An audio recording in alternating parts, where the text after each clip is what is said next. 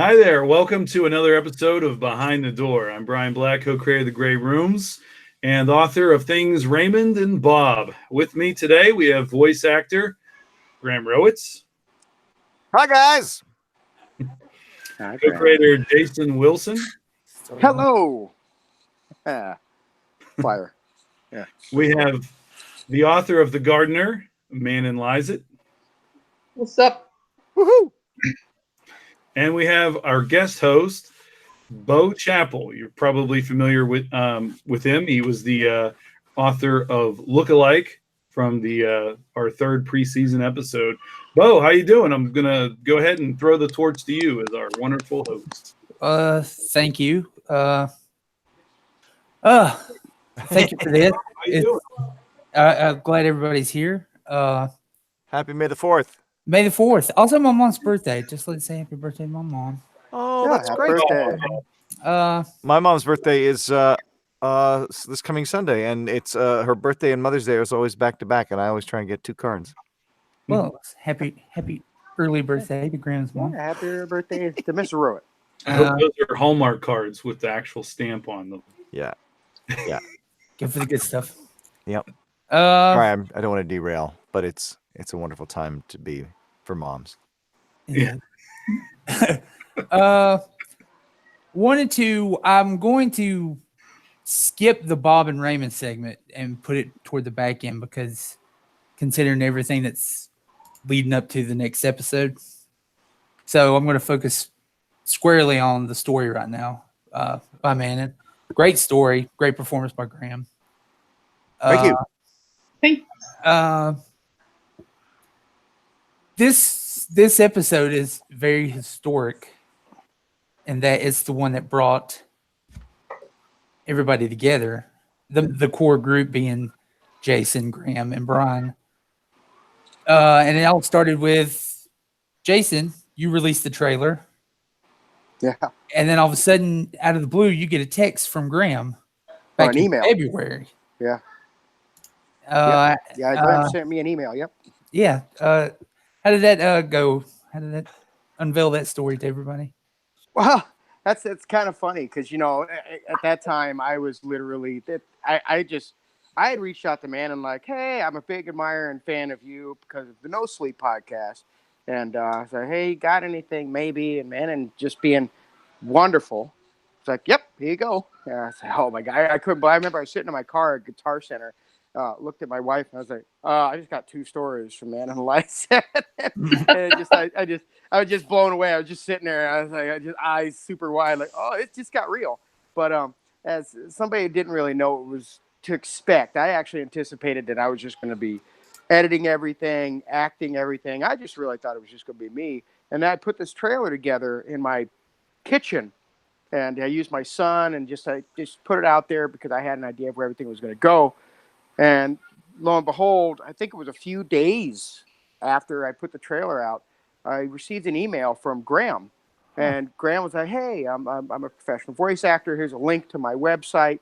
And I really liked it. I heard, and so on and so forth. And I went to the link and I listened to what Graham did. And I remember I looked at my wife like, oh, this guy's really good. I have absolutely no idea if I could ever get a talent like this. And then I reached out to Graham and pretty much was like, well, this is what's happening and this is what's going on. And Graham was like, yeah, hey man. He said, send me a story. So I sent him to Gardner, and I think it was just a couple days later he sent it to me, and the rest is history. This was literally the first story I ever produced as a podcast producer. Yeah. Wow. And plus, it's funny how it's now the last pseudo last episode. Penultimate. It's just now. We come never out. really intended that, honestly. Like the first season has been a whirlwind of learning experiences, bro. It really has, and yeah, but it's been great. It was absolutely fun. It was a wonderful story, and it was really great to produce. So, Graham, what was it about that trailer hearing that trailer that you were just like, I got to do this. I've got to get involved. Well, you know what? I moved to Jersey. I had the room to make this studio, which is something that I always wanted, and I was so excited. And then I got it set up, and I sort of struck out on the internet thinking, well, I've got this studio, I've got some, I have got some definite things I want to do with it, but at the same time, I'm sort of curious what's out there, and I started following some of the podcast reviewers, sort of the podcast folks on Twitter, and Showmark is her Twitter handle, and I think we all know Ellie. I just started to see random posts by these people, and then they would be sort of saying, "Oh my gosh, did you hear this?" or "This show sounds amazing," or "This trailer's incredible." And so I would sort of troll their Twitter feeds for interesting projects. And I think Showmark had retweeted Jason's trailer, if I'm not mistaken. And so I listened to the trailer, and I just thought it was so beautifully produced, and I thought, this guy knows what he's doing, with on the production end of things.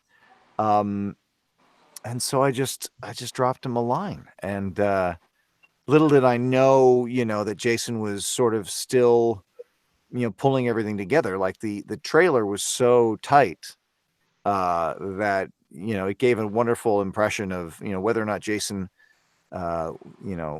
was still sort of gathering stories and stuff. It sounded like he was, 1,000 yards down the road and ready to go. So I thought, I was happy to hop on, and I didn't know that, whatever, if he was at the beginning stages. I mean, and there's no doubt that Jason had a plan. I don't want to say that, but that trailer was, what I'm saying is that trailer was super pro. Yeah. Yeah. It's really good. So Brian, where did you come in on this? I came in probably a couple days after that. I think we kind of looked back a little bit when Graham reached out to Jason. Jason sent him Manen's story, and then after that, I had been talking to Manen. Actually, Manen is sort of the central figure in all of this. Yeah. Manen, said, "Oh yeah, I sent this Grey Rooms guy a story," and I said, "Oh yeah, like, is he legit? Like, what's up with this guy?" And he's like, "Oh, I don't know." And we were talking, and thing is, Manen seemed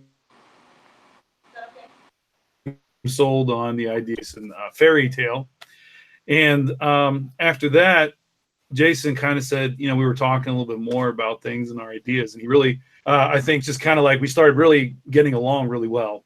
And so he kind of said, "Hey, would you be interested in helping me out? I don't have a whole story for what's going on in this trailer, and I'd like to kind of flesh things out a little bit." And I was like, "Okay." And he said, "Well, here, listen to this episode I'm working on." And he had just completed The Gardener, the 12th episode, but it was already done like a year ago.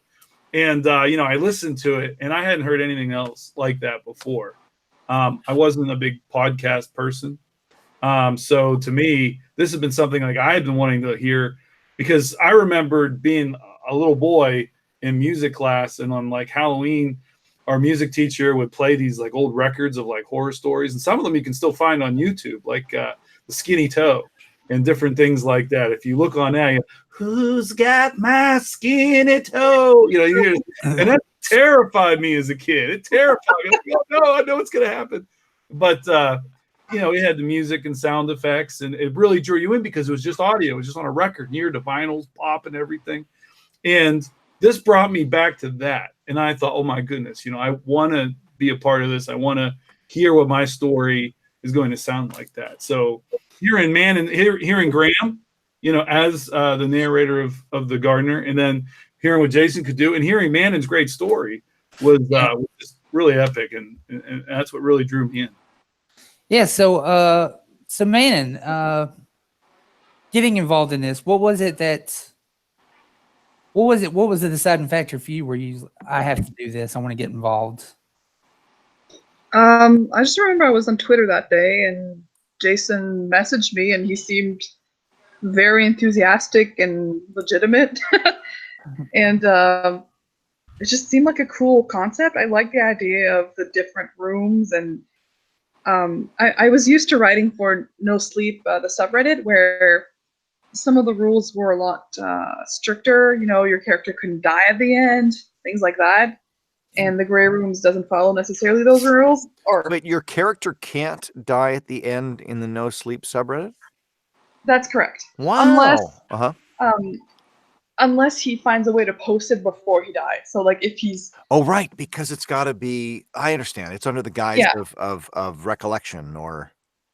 exactly. Okay, So got it. this way, I could have a story where the protagonist died, and that was encouraged.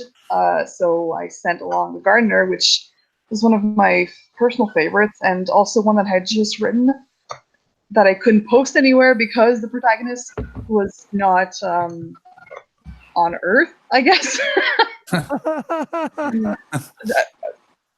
On Earth, but like it's kind of like in a hellscape, so it wouldn't work for No Sleep. So yeah, it was a good opportunity to flex my writing muscles a little bit.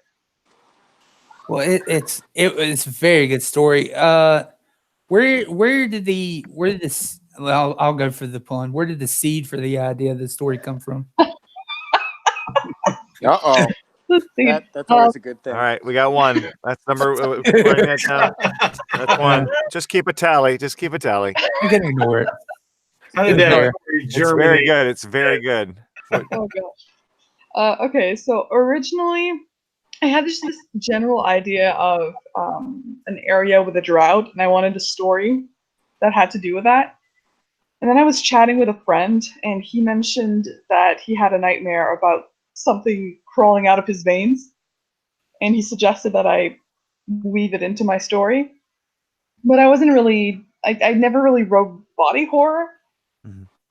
But yeah, that changed that day, I guess. I kind of just combined the two ideas into the Gardener. So, Christian, I don't think you're listening right now, but if you ever find this recording, thank you for the idea. Yes, thank you. Jason, I have to give it to you on this too. Uh-oh. Because Grant's performance amazing, but without those sound effects and stuff, because this one is it's just kind of hard to listen to. You're like, ugh. And Yay. yeah. Gruesome, So I I love had it. to give it to you. What was it like hunting down and just what was it like producing this? Because this is the first one you produced. What was it like going in with doing the sound effects and everything for it? Oh, for sure. I mean, I kind of had an idea of where I wanted to go, and listening to things like at that time I'd been listening to Black Tapes and No Sleep podcast stuff. I kind of listened to how podcasts were kind of built, and then I've always been an audio drama kind of guy. I always thought audio was the way to do it, but sitting there listening to the Gardener, I knew that I wanted it to be gross. Yeah. For lack of better words, I thought the story in itself was just really scary and unnerving. The fact that this guy gets his water dropped on him, and then the picture, there was just a sketch that was of this gardener, and I don't know, just kind of, I wanted, being it was my first time ever doing it, I may have gone a little overboard with some things, I'll be honest there, but that was just me trying to actually make it as much of a movie for your ears as I possibly could. And I was just sitting there and trying to make everything make sense, make every step in this possible. Like A, B, C, D, they all sounded the way they were. And then to just be, I mean, how do you know what what does it sound like if something's growing out of you? How do you know? I don't know. So I just kind of went with, things like some of my old childhood things from like Dark Crystal and stuff like that. Like I remember those movies. Just over exaggerated stuff. I assume that you planted a seed in your veins and that you recorded yourself pulling out the weeds. I mean, no, thank God. Wow. No, I found those sound effects online, and I sat there for hours actually trying to find the right grunts and moans. Wow. And And then I actually found a lot of the pulling sound actually is somebody. The sound is actually somebody rolling up and twisting a towel, and then yeah, and then you use things like actually there's squishings of like a fruit in there, and then, like somebody running a mop head through some like syrup or whatever to get that real sticky sound. But yeah, That's so it's cool. just a combination of sounds. It's really It's good. the wonderful world we live in. Don't underestimate the power of sound. True that. I don't know. So I want to go back to Graham for a second. You've decided that you've taken it on your own merit to. I'm going to record this. Where were you coming from performance wise, recording that? Yeah, I also for the folks at home who are only Nice fire, listening Graham. only listening to this, I have also added a fire to the background. And so that's 3 fires, 3 to 2, 3 to 2. Can't have my own thing. Yeah, no. Well, we love a good idea. We love a good idea. So I've got a fair number of years of audiobook narration under my belt, and so there's a certain part of me which kind of has a sort of general tool set when I approach a story. And what I love and what I've discovered with horror and my learning curve has been about as opposed to an audiobook where it's always going to be free of music and sound effects. It's just going to be, there we go. We got one more flame. Yeah. That's so great. I'm just thinking Brian should get a candle. That's not who did that. Oh, sorry, Graham. That looks like a scented candle. Is that a scented candle? All right. What my learning process has been is that these stories are eventually going to have the music and the sound effects underneath them, and so I've learned, and I think I was able to inject some of that into this story, is that when the stuff hits the fan, that can really get into your voice, and you can I can become more emotional and more excited and more passionate, and you really can't go too far, because when the music is sort of clanging out underneath you, if you don't go far, it sounds weird, and that's strange, because normally when you're doing an audiobook, you can have a certain degree of emotion, but you've got to keep it relatively level, and let the audience's imagination do the work. And I still think there are horror stories where that will still work, but I find more often than not, when there's sound effects and music that's going to end up underneath it, you can't really go too far when things are crawling out of your body. If you go for it, it's all gonna fit together. No, that's an interesting point. I never thought of it that way, about how, any performance, less, how music and everything can actually ruin it. Actually point that out. Yeah.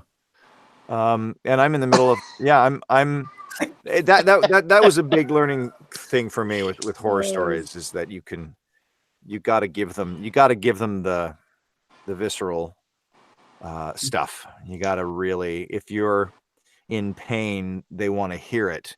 But I also I've also heard examples where I feel like it's too much.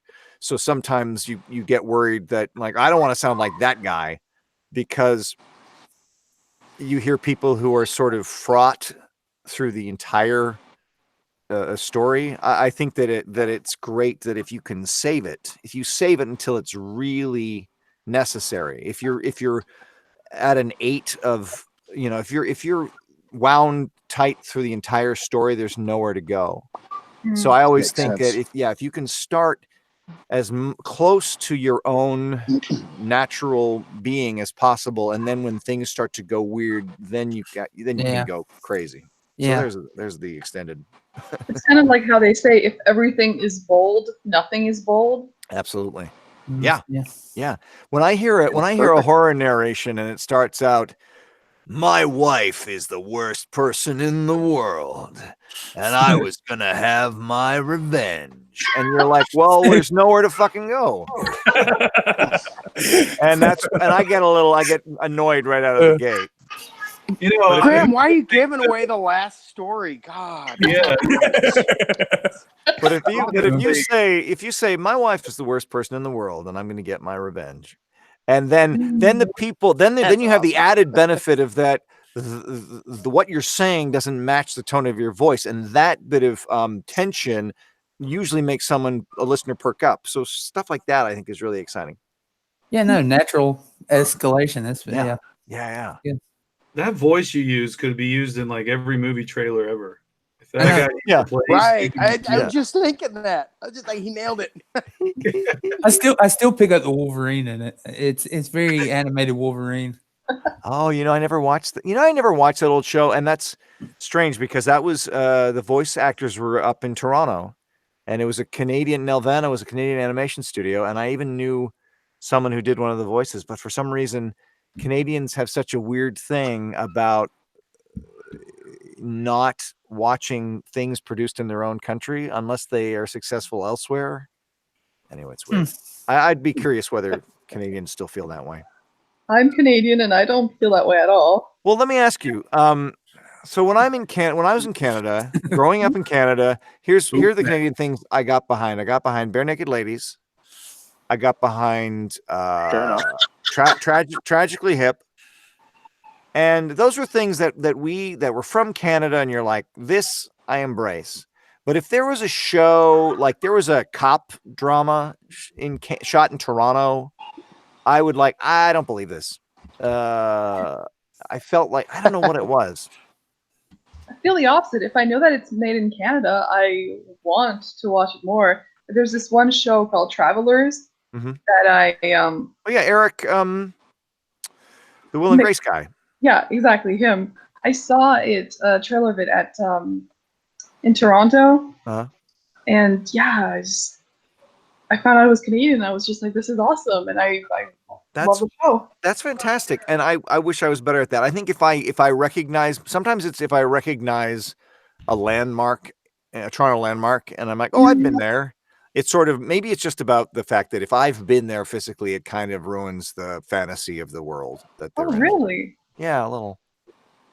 The produce aisle at most stores does that to me. Like I walk by corn or beans, I'm usually like, screw this place. I'm usually more like, hey, I've been there. I wonder. I don't know. Maybe it's my own baggage. Like if I think, like I don't look at the Golden Gate Bridge and go, oh, I've been across that bridge. This is stupid. But I feel like I've spent so much time going to school in downtown Toronto, and the Netflix Santa Claus movie that Kurt Russell did. It was all shot in Toronto. Yeah. Really? I'm sorry. I'm going on a huge tangent. Let's get back to. I was just gonna let you go because my wife is the worst. Hey, wait a minute. Can we get a bourbon? Can we get a bourbon at 2 p.m. just while you're doing these? Gotta work out that. I spent a couple days with. I had a really cool week with some cool musicians, and that would be a tangent too. So, was it Bare Naked Ladies? No, you ever heard of the band Fun, lowercase FUN? No. They had, you'd know the songs. There's one that was called Some Nights. That was a big hit on the radio in the last couple years. And then another one was called We Are Young. And you'd know them as soon as you heard them. Anyway. Let's talk about pop band. Are they like a pop group? Yeah. Oh yeah. Is that the Glee song? That We Are Young. I mean, it could have been used on Glee, but it was not probably designed. That's what I mean. That's what I mean. Yes. Oh my gosh, Brooks just mentioned Kids in the Hall, and yes, we can all get behind Kids in the Hall. Oh, I was teaching my son squishing the head. We were doing that today. I freaking loved Kids in the Hall, man. That was my thing. I used to stay up late to watch that, and I'd sneak out and watch that, because because it was on I think it was MTV like a billion years ago. Hi, Allison Brandt. Allison Brandt came into our chat, and I don't know if Bitten was shot in Toronto. I haven't heard of Bitten. Does anyone know Bitten? That's the werewolves, I think. I don't know. When I was growing up in Toronto, it was all about Forever Night, which was Oh, the detective vampire dude? yes, Detective Vampire. Yeah. I remember. Yeah. Hey, Manen, Brooks also wanted you to know that he loves you. I platonically love you too, Brooks. I platonically love you. But the two best Canadian shows would have to be Reboot and Are You Afraid of the Dark? Oh, Reboot. Oh my God, Are You Afraid of the Dark? I love that show. Was that They're was making a in the movie. 90s? Wasn't that the 90s? Yeah. Yeah, they're making a I remember movie of that one. Anna, and they're bringing back the TV series of Are You Afraid of the Dark for like a small mini series kind of thing. But yeah, Are it's you making a comeback. Yeah, we'll be able to return to the Midnight Society. Holy shit. My I would- fire My turned kids in the off, hall guys. for the next hour now. Yeah, My- kids. I want to talk about involved. brain candy, and I've never seen that. it sucks because it's really hard to get. It's not readily available. But I'm So, still it's so good. fascinated with those with all of them and what they're doing, and Mark Maron's conversation with not McKinney, who's the one from News Radio? Dave Foley. Yeah, Mark Maron's conversation with Dave Foley is fascinating, and you know, tears of a clown kind of thing, but it's well worth it. I'll never forget Foley after that. He had some parts in that U Bowl movie Postal, and I can't unsee what What I was saw. it called? Oh my yeah, gosh. I remember him saying he did. He strictly said he loved doing that movie because it pissed people off, and he thought that was You funny. saw him in the buff, like you saw I've never Full Frontal. seen it, but yeah, I did hear he did Full Frontal. Yeah, I was like, like it was like so Wait. awkward. Mark McKinney did Full Frontal and Yui Bowles. No, Postal movie. Dave Foley. Dave Foley did. Oh, Dave Foley. okay. That image isn't much better. No, but you know, U Bowl just does what he wants. Oh yeah, Yui Bowl. That was a great game, by the way, Postal. But it was. I love the original one. Lose. What? I mean, you know, Jason might have opinions about the Postal game, but we don't need to get into it. As a Postal man, he might have. It might be a sore spot. Sore spot. Let's talk about horror. Yeah, but I will go back to it. So let's go. Let's Thank move you, back Lucy. to now. We can talk about Raymond and Bob. The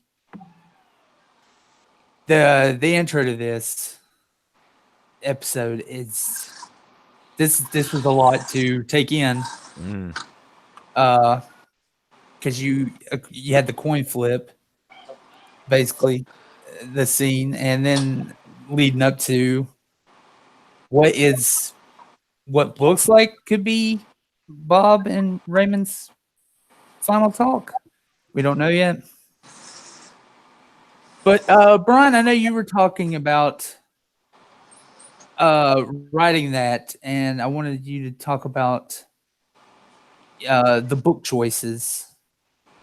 Because you brought that, I thought that was interesting. Why you'd pick those two books in general? Bo has the greatest poker face in the world, by the way. I just want to let you know.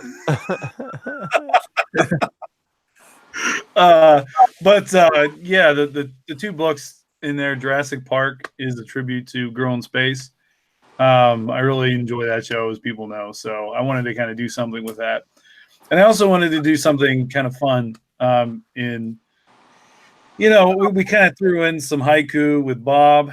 The poetry part, I just thought would be kind of like a romantic, cute little thing to do. Man, I still got cat hair falling. I just thought it would be kind of interesting to see Raymond in a position where he doesn't look like a piece of crap, right? I wanted a nice Raymond because I felt like we hadn't really gotten like what Raymond was like before all the stress happened outside of the wedding scene. So I wanted to do some stuff there. And when it came to like Dante, you know, it was just sort of like I just kind of thought, well, you know, something that I would be studying in college. And of course, that does kind of go along with what Raymond had been thinking previously about once he had gotten through ground level and then into the next episode, he kind of starts to consider the gray rooms as if they were maybe like those levels of hell in Dante's Inferno. And in a way, that's almost kind of like a tribute to Year 47, Bo, because that kind of had that was a big inspiration in terms of kind of his book really deals with the devil being in that frozen last level of hell there. And so the idea that the gray rooms is this cold, dark, you know, and all that cold, hard floor and all that stuff sort of does make that parallel. Ground level, of course, being the fact that it was just one floor shy of what Dante's Inferno gave for levels of hell. So suck it, Dante. Yeah. So the gray rooms then would be kind of like maybe the last floor, and that's sort of what he was thinking about. And I don't think we really discussed that in the last Behind the Door. So that reference in episode 12 just kind of like completes that thought, like why Raymond? Because we don't know much about Raymond's past, like what his interests were previously. So now we kind of see that, you know, maybe he, you know, obviously he was taking lit classes. He's obviously an educated person. And, you know, so the idea that he's suddenly comparing the gray rooms to Dante's Inferno isn't so over the top, maybe that he's already something that is already in his mind. And your mom, she pointed out she picked up something Is about she in the chat? Is she in the chat? I don't know if she's in the chat. No, I don't think so. Is she in the chat? Hey, Mom. That'd be fun if she just like came out in this room like, Brian's been living in our house in the basement for 5 years. You know? You fooling anybody. But your mom picked up something about the poetry connection. Yeah. And it's a really good theory. And to me it makes Bob more sympathetic toward Raymond. Yeah. In my eyes, at least. I'm not going to confirm or deny these allegations. Oh, I'm not allowed? Okay, I won't. But you do your thing. I'm not. I will say this. My mom, I mean, she could be right, but if she is or she isn't, that wasn't my idea. I didn't really think of like Bob doing the haiku because I knew that Raymond was going to write poetry later on, and kind of like sticking it, you know, some daggers in him there, like, aha, you know, you like poetry, well, I'll show you, you know, or the other side where, you know, maybe Bob's trying to appeal to that inner writer that Raymond might be. I mean, we don't, you know, I didn't really think of it at the time that there was a parallel between the two with the haiku and then the Jurassic Park poem. But it's definitely, obviously that's there for a reason. I just didn't actually put the two together at the time. You didn't know what the reason was at the time, but you knew you had one. Yeah, subconsciously that's happened a couple times with the podcast, and later on I kind of thought, hey, that was pretty good. Good job, Brian. You know, but it was weird because when I write these introductions, it takes me honestly, it takes me about just 2 hours to write like an intro. Like, so intro 1, intro 2, intro 3. And I would usually do it at different days. Like episode 5, I remember, because I was actually writing it on New Year's Eve. So I think I finished writing it like maybe like 15 minutes before all the fireworks and everybody's like, Happy New Year, you know. And I kind of came down and realized that whole New Year's Eve show was super boring. And I'm glad I missed it. But yeah, I mean, I was like, you know, I wrote it down and, you know, got that done. Episode 12 was done. I think it was done pretty. I mean, it was like, what would you, I don't know, like maybe February I finished. probably. Yeah. It's like February or March. I can't remember. It was done a long time ago. Yeah, it was definitely done a while ago, and episode 13 of the finale took me a long time because I had to get through all those and then figure out how I wanted to tie it all together in a way that is apparently going to be maybe over 2 hours. It's Yeah. Long episode. Just a spoiler alert. Long episode. Very long. So give yourself some time. It's our finale. 1 star. We didn't F around. 1 star review. Too long. I like the show, but they give me too much of it. They gave me. I was used to the show fitting into my commute, and then they just blew it out. Call in. Oh man, and that's the thing. In case you're wondering what we're talking about, there have been some reviews about people don't like Behind the Door, and they were like, "I like your show, but I don't like Behind the Door, so we're giving you 1 star." If you don't like, not listen. yeah, right. Because I can't control what my phone plays, and then so I have no control when this Behind the Door starts. And makes me mad. That's the great rooms. You can't. This is one of the doors that you have to go through. Just listening to us talk. I get it. I mean, I some people think we're just patting ourselves on the back and being like, yeah, we did a great job. But right, I do. We have spoken to different people, and a lot of fans enjoy kind of getting some info about the story, but also how we make podcasts and everything. I think that whether you're a writer or you're an audio, a sound engineer or a voice actor, I mean, you are basically having an opportunity to pick up different things from all sorts of different people every episode. So, we do kind of keep it a little too long, and we do kind of go crazy, and we'll probably work on that for season 2. But who cares? Hey, we'll be 3 hours long. Behind the Door is awesome. I get the opportunity to meet these wonderfully talented people that I've had the opportunity to work with.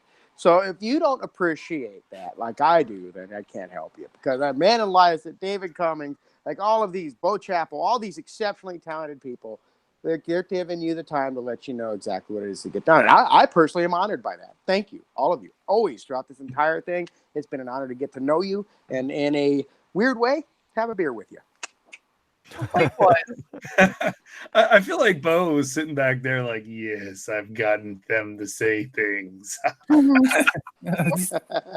don't know. Do I look too he was just doing that, like wasn't he? He wasn't doing it. Yes. He was.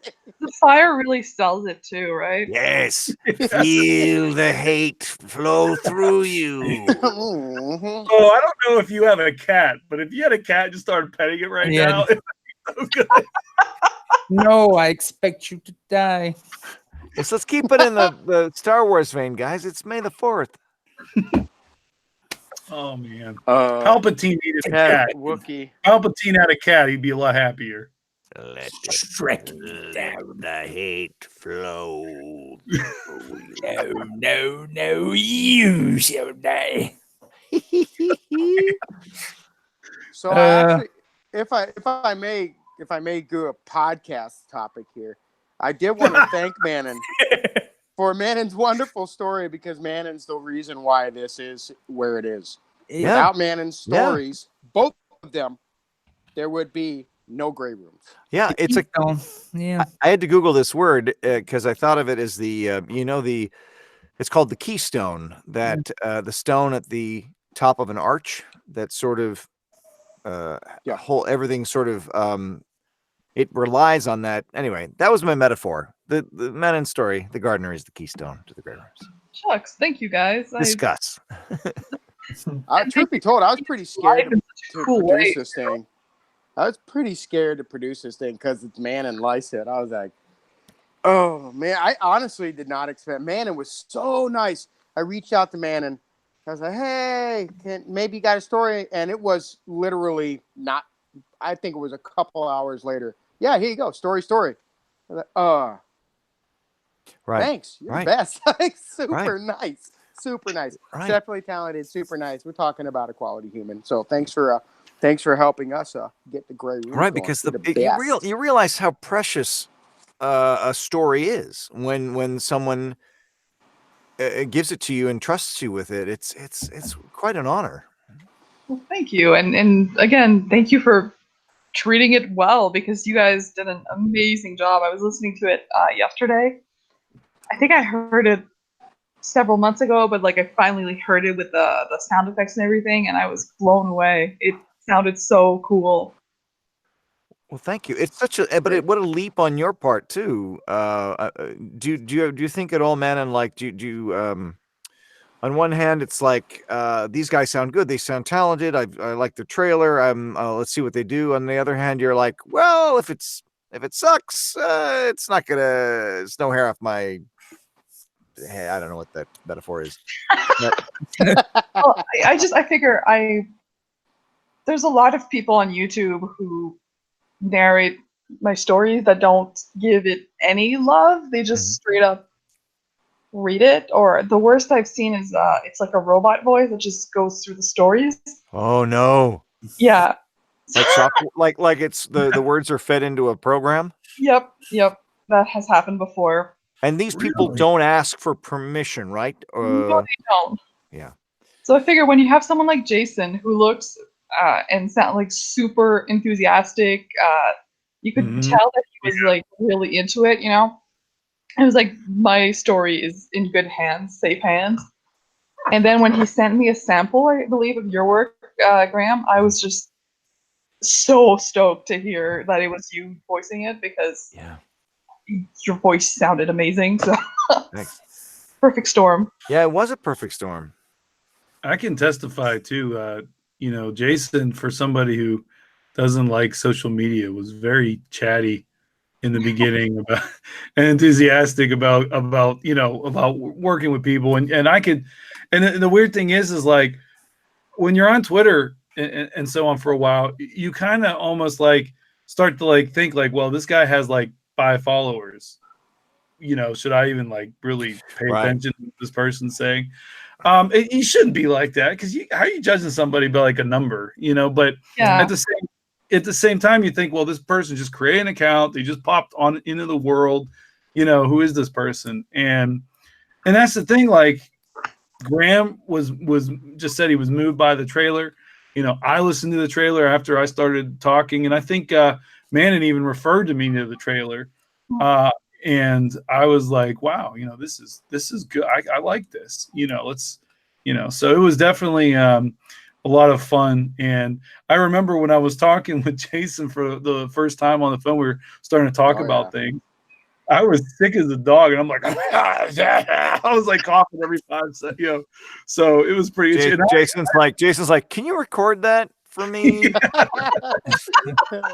That's some good Foley you're wasting, buddy. It's funny you say that, Graham. Like at the beginning of this, I had absolutely, again, this is my lack of knowledge in this. And again, this first season, again, because of Manen and everybody else involved, right at the beginning, Manen just giving me pretty much to go ahead. But I've learned to start doing my own Foley. So there's a lot of my own Foley in that. And so it's funny you say that, because I've actually looked into getting like an HD recorder so I can start recording things such as Brian coughing into my ear incessantly, blowing it out with his bubonic plague coming through my phone line. But hey, I found my cure, and that was Wendy's. That's right. Yes, sir. Wendy's.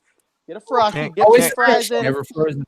I took my son to Wendy's today after he learned to ride his bike. Today was the day. And, but now I can't go to Wendy's without thinking of Brian. And I'm like, I wonder what Brian's favorite order is at Wendy's. I'm just glad you didn't have a white light heaven moment. That's just know that Brian likes Sprite, no ice. So Sprite, I've heard that enough to know. Sprite, what, Brian, is it number 1 or number 2? Usually at the number 1. Is it number 1? I'm really good at number 2. Sprite, no.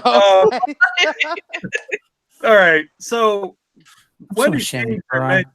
Wendy's changed their menu and made it really awkward. So it is now number 1, but they have their single, double, and triple burgers on like one meal, and you gotta like specify not only the size you want, but how many burgers you want. along with it. So how do you say it in a way that's not awkward? I want a number one, or I want a medium number one double with Sprite no ice. You know, it's just weird. Yeah. You know, they really made it bizarre. So. You know, and then he hears me stumble around every time. The one Wendy's we usually go to had the digital board, and you don't have to talk to anybody. And then the one we went today, we had to speak to the person, and it's just like, this is too much work. Yeah, I want to self-serve Wendy's. You know, I want to go up there and make my own. No, I'm just kidding. Dude, that would be something, wouldn't it? Sponsored by Wendy's. Hey, Jason, you said your son is in your first trailer. Is that true? Yes. I got to go back and listen. That's actually his. Yeah, listen to it. That's actually his laugh, and that's him. He says, "I am the dark." That's him. That's him saying what? Stuff. Which, by the way, if I may just go ahead and if I may preface this next story, he is in it, and he does a stellar job. Wow. My 5-year-old son does voice work in this, and he does a great job. It sounds very real. So I'm already proud of him. That's gonna the number of times, you know, it's 90% of the time you find a grown up who can do a kid's voice, but I think a real kid will probably that will be so powerful. I can't wait. Yeah. Yeah, let's not talk about that too much, because that could almost be Yep, that's it. That's the end. By the way, speaking about Jason's family, this was mentioned by Charlotte, and shame on us for not saying it earlier, but you know, Lucy, I think we need to give her an applause, because you know, Christina Wilson is definitely killing it there as Raymond's estranged wife. And I was actually gonna question Jason about that. Like, how, when you recording that with Christina, like, what is that? How do you even do that?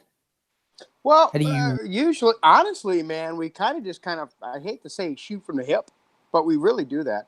But we'll get the script, and I'll highlight everything, and then we kind of talk about it. And then, you know, she'll go down into the booth, and she'll give like a few takes, but we usually we spend a lot of time talking back and forth about how we feel the scene's supposed to be and what we think the projection is out of her. And she's actually, I don't think she understands that she's talented like she is. I think she's actually is a good voice actress, and I think she feels the role, because she's a pretty emotionally and passionate person. So yeah, it's just a lot of communication, and we kind of know what we're going to do before she steps behind the mic. Yeah, because that's something you can't play lightly, or, I mean, domestic abuse you can't play it with a cheese factor remotely. That was really hard to listen to. And Sarah Ruth, wasn't she She was the 911 operator. Yeah, she did a really good job on playing that part too, because it was very authentic, that scene. It was too authentic. I think. That's good. I appreciate that, man. I'm glad. That's what I want to go for. Even, you know, if there's anything that I want everybody to take out of this when they listen to the Grey Room, that one thing is for sure: the actors and actresses are phenomenal. The stories are going to be a 10 out of 10. They always are, always have been. And I just hope that the realism, it is literally, I think I've heard somebody say, television for your ears. Well, I'm going to go ahead and coin that, because I'm going to steal it, I guess. I want this to be television for your ears. I want you to get immersed in this. If it sounds real, then we did our job. Yeah. So we're going into this, the last episode, although we're getting a bonus episode. Actually, the last bonus is after the very last bonus. Oh, you mean? Well, what is the next thing? Yeah, tell them the next thing that's going to be released. I'm sorry. Yeah. Yep. Go ahead, Brian. He just threw it. You like that?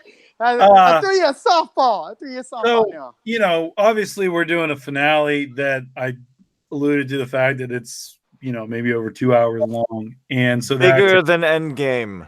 Bigger, yes, it is our end game. Yep. And the Great Room's end game. With a cast bigger than Endgame. Yeah, This is a huge cast, guys. Huge cast. pretty much a who's who in everyone that's worked on our podcast. So It's like the opening of The Simpsons, where they pan across. They do that quick pan, and everyone in town is there. Oh yeah. That's this last episode. it's awesome. It really is. I've listened to a couple of the scenes that have been scored, and I can tell you, like, I was blown away both by the acting and by JM's score.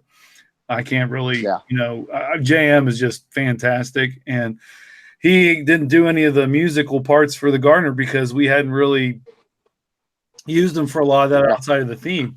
But now, up from now on, it's all JM, so it's going to be great. But getting back to it, because it's so big, we do need a little bit more time, not a lot. I do believe that the final episode is still scheduled for the 24th. Is that right, of May? Yeah. Okay, so we got that. So in between that, we do plan on releasing a compilation of all the Raymond and Bob stories. And the way we're doing it is we're not just slapping them together and kind of saying, hey, here you go, in case you want to listen to everything. We are making it. If we were going to do this, we wanted to do it right. We wanted to make it as if it was part of the universe itself, part of that canon.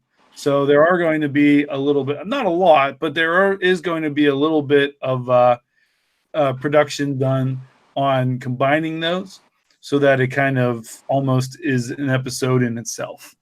It will have like a beginning and an end and kind of like that. And it'll lead into the next story. So it's going to be fun, I think. And also it's going to prepare you for Everything Ends, which is the last Raymond and Bob story and the last Grey Room story for episode for the season. And you'll get to hear how in the second episode I totally lose my Bob voice. Never. It's great. It's the best ever. Well, you've never lost your Bob voice. You've always been the best Bob ever. No, well, thank you, but you're partial. There are just times where you go back and listen, like, what was that? Because of course I would sit down at the mic. I'm like, I totally know this voice, and this is how I do it. And then later on, I'm like, I really should listen to the old recording first before I open my mouth. Graham me never and Brian were doing a lot of talking on it, and me and Brian were doing a lot of talking. I'll tell you what, I really think that the way that we're going to deliver this is kind of cool. I think that people are going to be pretty. I don't know. It's really neat. Like, just so you know, this is kind of like we're just putting this together. We're kind of thinking this up now. It's not something we planned in April of last year. We're like, you know what? There's going to be a pause in here, and we owe our listeners and our patrons something. And me and Brian have been talking, and Graham's just a freaking gem and a wonderful human too to help us out. And I think this is I think it's going to be awesome. Oh, hey, Brian, I think we initially talked about it possibly being a bonus for the off season, but I think it works out perfect for in this way. Mm-hmm. Well, yeah, it's kind of gap filler, it's kind of like filling the space, but there will be no patron early release of the finale, though. I just wanted the patrons to know that the finale's coming out, but just to fill that spot, I want patrons to know. Mark it down on your calendar today that on your normal early release of an episode, that will be the first Bane episode, will be coming out that day for you. Yeah. So you're going to get that one. And then the following week, the finale is going to go public to everybody. We wanted that to be to everybody. And we kind of felt that was the appropriate way to go. The finale should just be, boom, one just grand opening. So just pretend I'm the casual non-patron. Next Friday, is that the Raymond Bob compilation? I'd be behind the door. That's right. That's So right. Sorry, 10th, I got it now. I believe the 10th is the... I'm all caught up now, yes. And perhaps next Friday would be the Patreon release for the Raymond Bob. Then the following week would be the wide release of the Raymond Bob. And then and the Bane episode 1 for the Patreon members. And then 24th, boom, everybody. everyone goes to hell. Wow, way to spoil it, Graham. Guys. I mean, pretty close. Pretty close. I just think that we really have a great group of people working on this, because really for short notice, I mean, we kind of just said, hey, everybody that we worked with, here's a couple lines, what do you think? You want to do this, and then everybody just kind of like started throwing them in there. Testament community, man. Testament. It is a bit of a like it's crazy sometimes, because for a lot of this season, Jason, we've had these stories with a lot of lead time before an air date, and this one was a little more compressed. And of course, Jason can't do anything until he can do some things, but he needs the voices, he needs the lines, and so it's like, the script gets handed to us, and Jason's like, "Great, can I have some lines now?" And you're like, "Okay, hold on." And some of our actors had needed like a week or so, and they just happened to be in like one of the first scenes.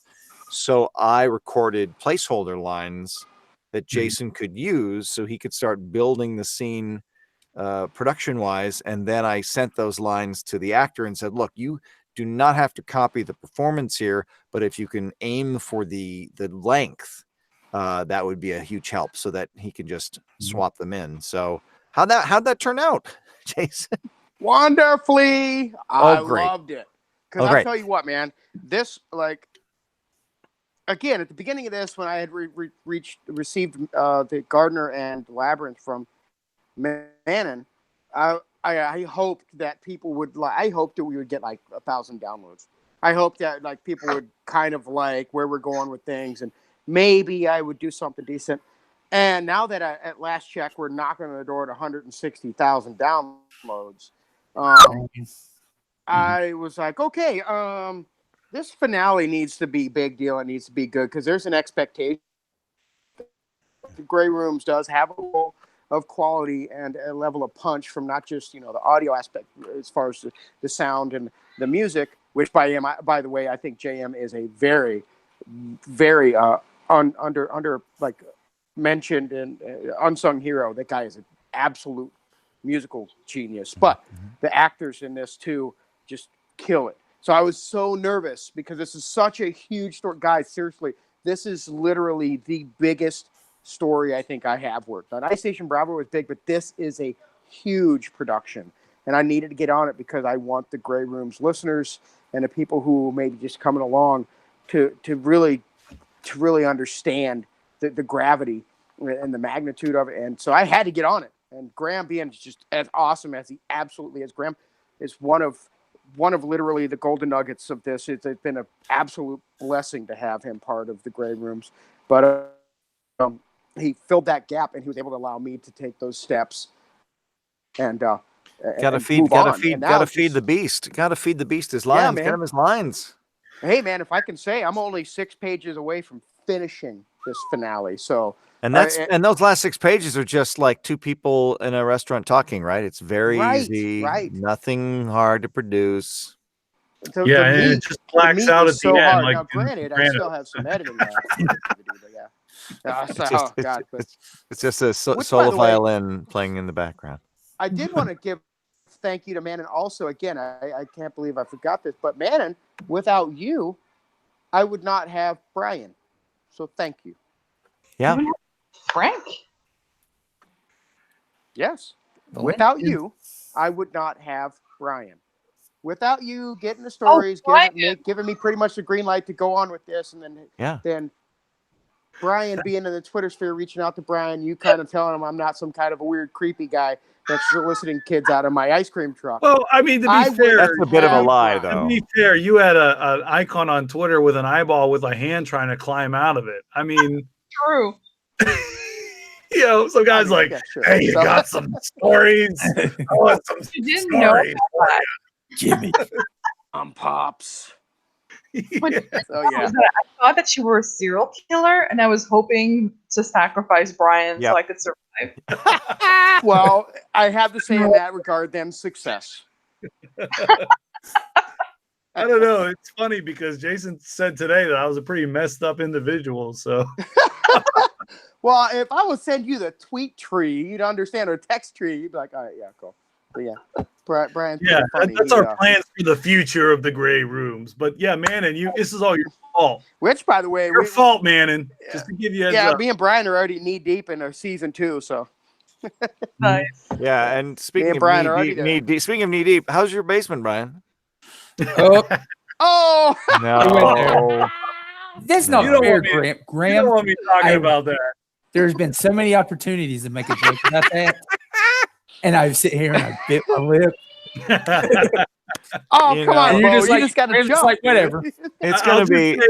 I'll just say that Michelle is a very brave woman to help me to shovel a bunch of human feces out of our basement.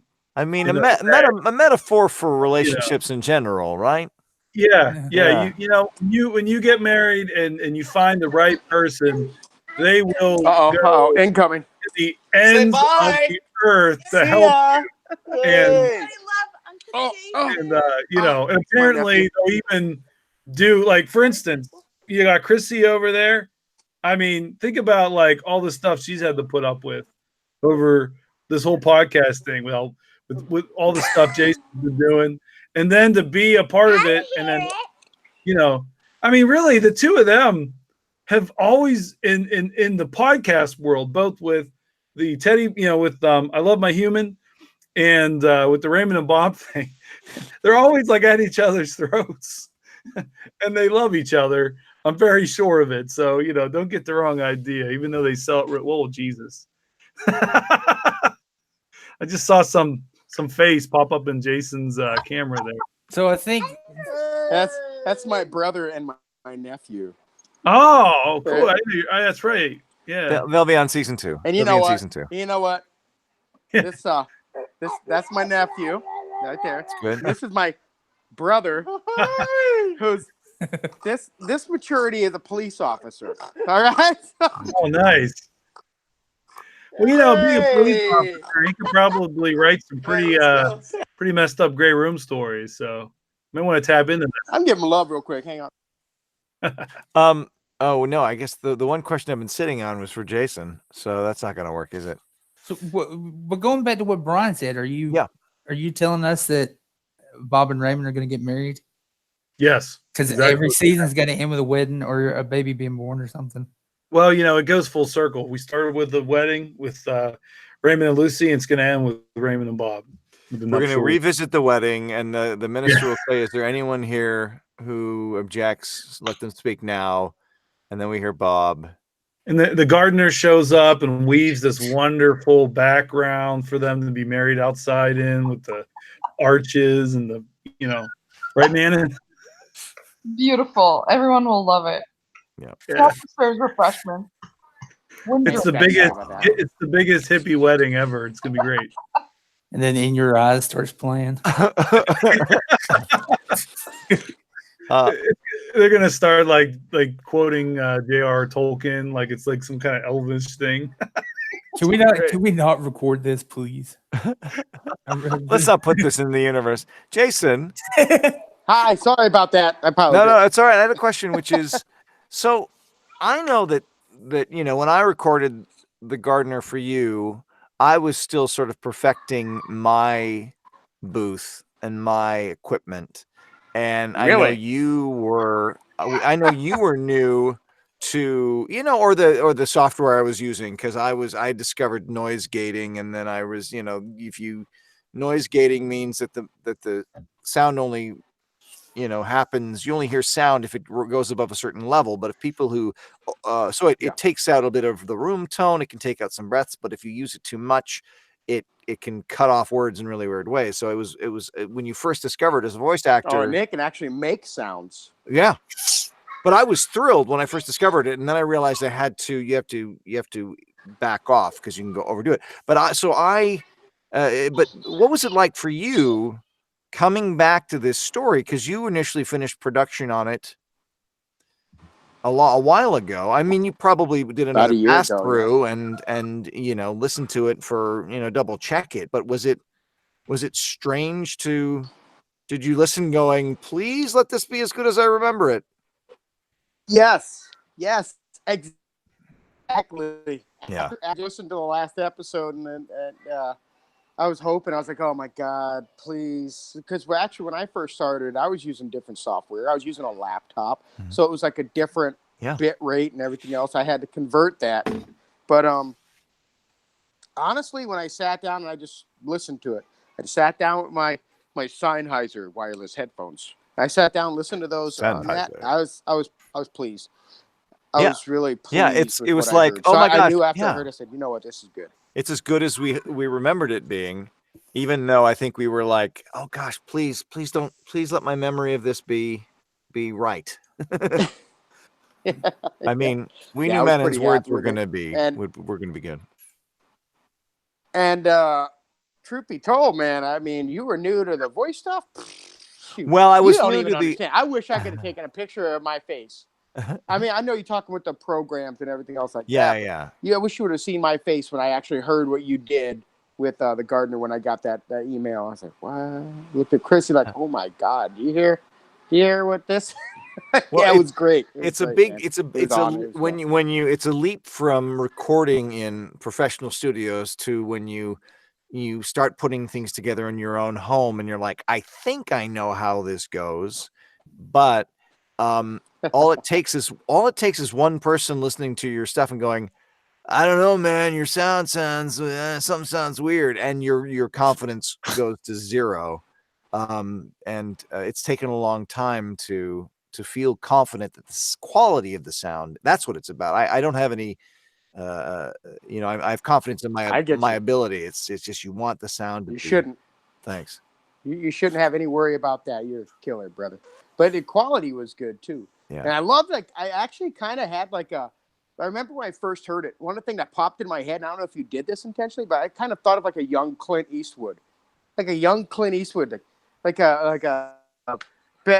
not with what's the old movies? Oh my God, Every Which Way But Loose. That young Clint Eastwood. Interesting. When you I were mean, I talking definitely like this, have. and you had to I gravel. definitely had a guy in mind. Like I have a blue collar kind of voice that I felt fit, like someone with without talking about different stereotypes and archetypes. I think I had an idea of how to capture that guy. Yeah, thanks. Then you nailed it, dude. You killed it. And not to mention, it's a great story. I mean, the story was. Yeah. Right after I read it in that parking lot with my eyes this big in Guitar Center parking lot, I knew. I was like, "Holy crap, this is gonna be a great story." So. And we hadn't. And this was Falling was still a ways off, wasn't it?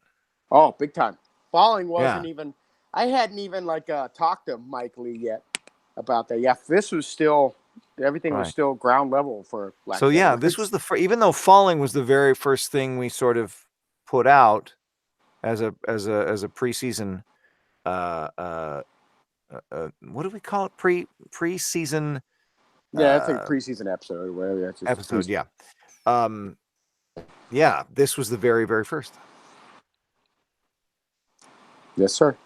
And I do, and to everybody out there too. Season 1 was definitely a learning process for me personally, and for us as a crew and as a podcast. So season 2 is going to be a little bit different. So please, if if you're an author or anything like that, submit. We will do things a little differently this time for sure. More singing. One thing I wanted to throw in too is one of the things that the patrons have been getting are bonus stories, and the public hasn't obviously been able to hear them, but we do plan on releasing them publicly. Oh, that's good to know. Yay. And one of those is Manon's Labyrinth story, which was the very first bonus story that people were able to listen to. So we did kind of give a little bit of a story of the podcast. Yeah, it was definitely an experience. If you liked Warren in The Way Out, definitely he is the voice actor for Labyrinth, and it's I think it's a really great story. There's a lot of meaning to it. And Yeah, I dug the Yeah. shit. I dug that story a lot. yeah, I just love that. There's this one line is like, every time I think of her, the ground shakes. And you just hear that Warren do that. With that, Voice you know. though, it's like, Yeah, it's funny. It's the quality of the sound he makes. It's just like it's taking a bath, a hot bath, and you're like, oh, okay. And the story was just so beautifully written, and so it was a fantastic piece because I could feel the boundaries of the story. I felt like I was hearing a beautiful story within a very set space. And even though I could imagine where it ended, the way it ended was note perfect. So it was I loved it. shucks, thank you. Yes. Yeah. I don't think there could have been a better person to really. I mean, come on. This is, I guess, spoiler alert. But okay, without being a spoiler, the protagonist or antagonist, one and the same, I guess, in that story couldn't have been done better. I think Warren's voice.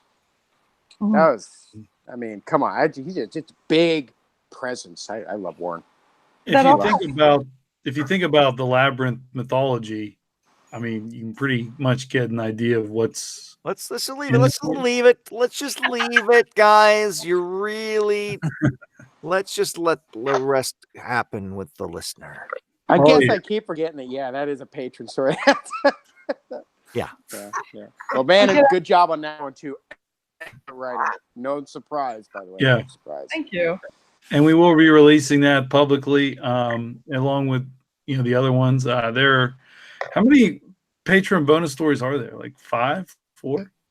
There's Labyrinth. No, there's like I think there's 4. Right. There's- There's one, and there's one yet to come. there's In Dark, or there's Labyrinth. There's Fix Me, In Darkness, Road. Fix Me and Darkness. Yeah, 4. Oh, yeah, Road Trip. That's And it. then we're doing other things.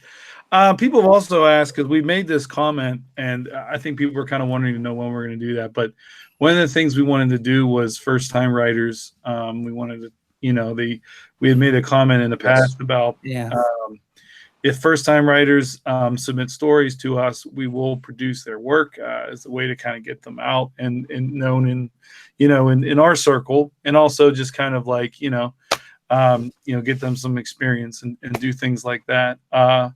When were we planning on, like, when would somebody want to submit a story to us?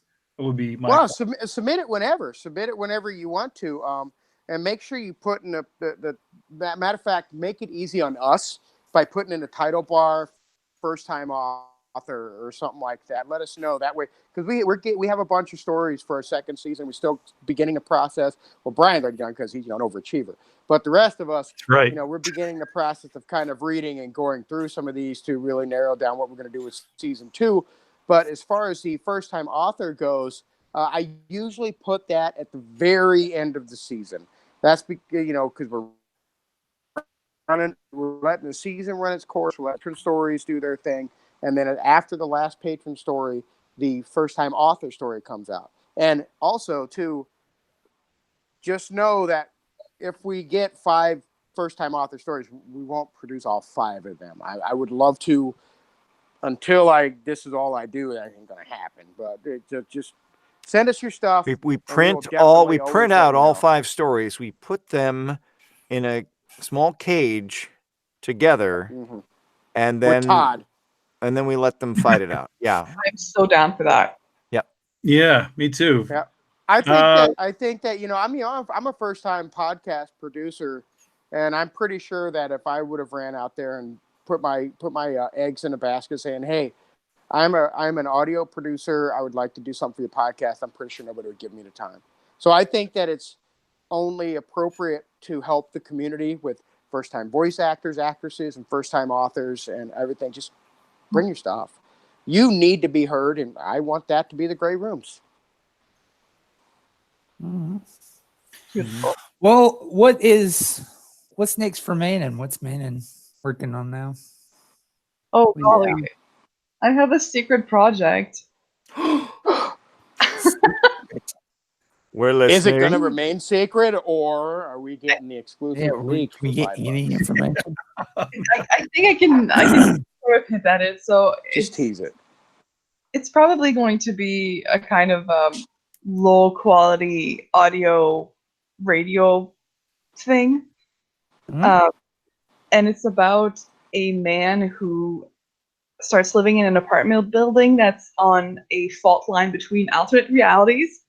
So every single apartment owner Cool. is him, but another version of him, like an android him, film noir detective him, a librarian version of him. That same old So story. cool. Multiverse stuff, man. So cool. Yes. So it's the same actor. All right. I don't know, he might have different voices. Okay. It's not Okay, one actor. It's not one actor doing his like. Well, look at how many voices I can do. No, This is Graham saying, "Hey." I've got at least 3 good ones.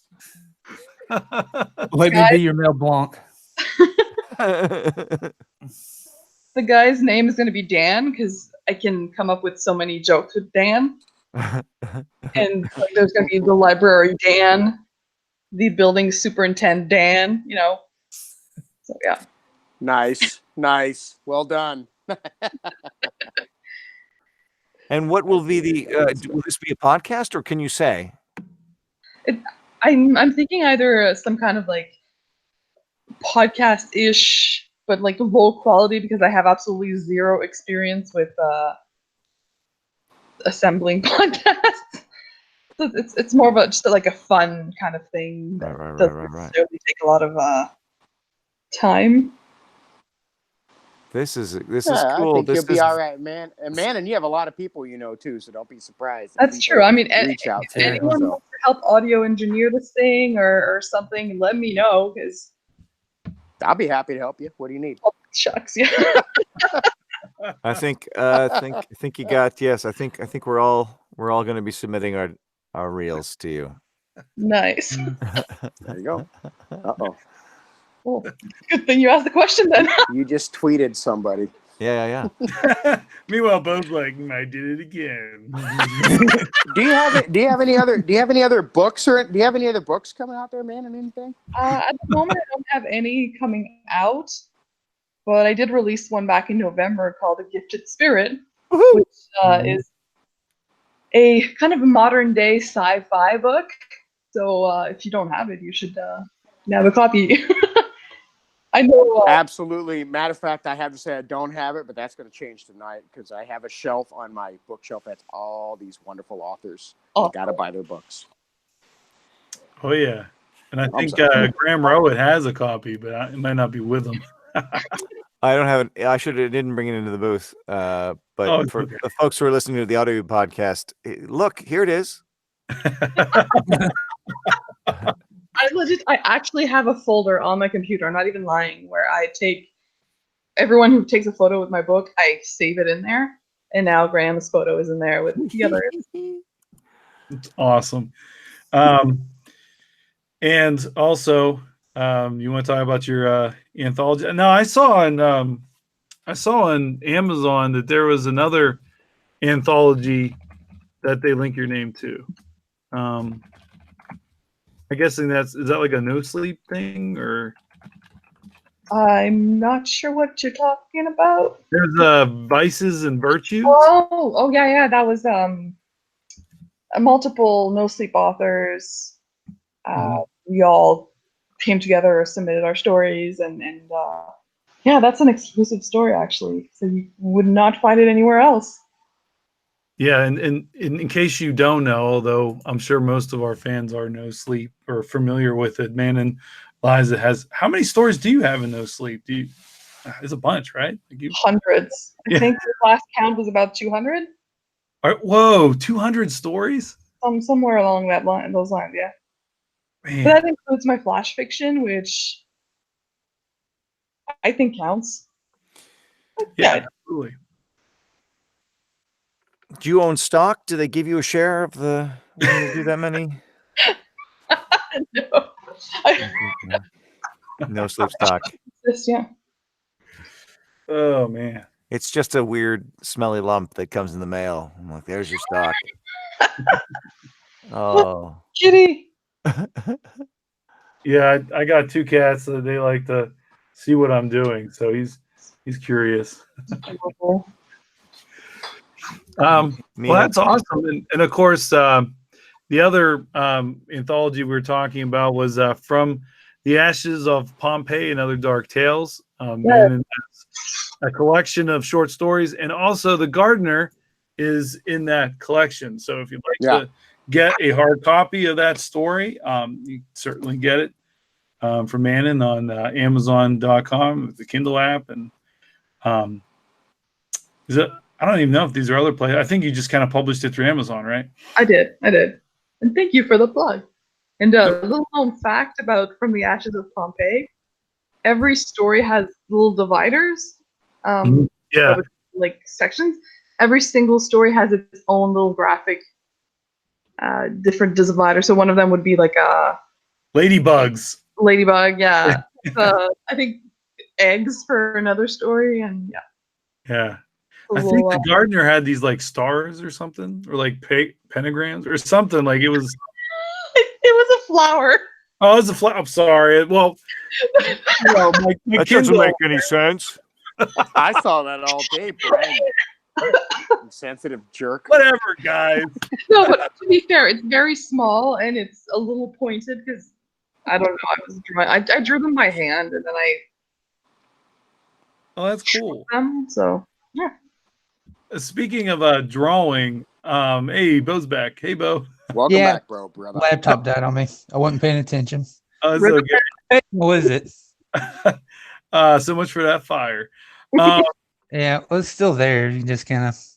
Oh, there it is. It's Man, there. Fire is in your heart. Oh, Yes, there we it is. go. With a burning heart. Manen has a drawing of the Gardener, and I think we'll post it along with the when we post the art and stuff. I think it'd be pretty cool if we posted the picture that Manen had drawn of the Gardener, so you could kind of see I would like love to see that. what this character looks like.